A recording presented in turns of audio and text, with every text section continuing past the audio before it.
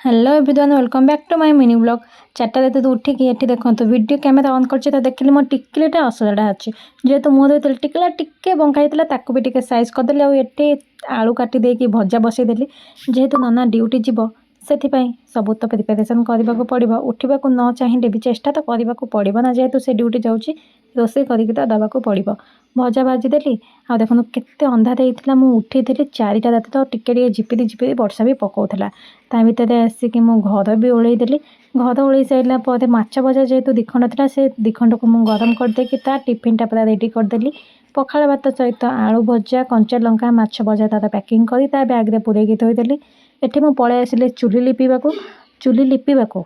केबे भी गोबर हाथ हुए कहते ना सिचुएसन आसिले सबकिछि करने को पड़ो जब बहुत देह खराब थिला से तो मेडिकल रहा घर कम कर किए से सब करी आबे भी जी चाहिए से करने को चेष्टा करी हूँ मो द्वारा से तो निश्चय करी से मुझे कम भी शिखिगली जिते नथांती कहीं तो करने को पड़ो वर्षा आम दांडर अवस्था देखो से ही अवस्था भी आमको चलिकी जावाक पड़ुचे दांडे गरम पानी रे लेंबू टिके चिपुड़ी देली और पीदेली आपण मैंने भी सब पीती खाली वेट लॉस करने नुहे पीवा द्वारा भल भल फायदा भी आमको मिले आम फिट होकर रही था सब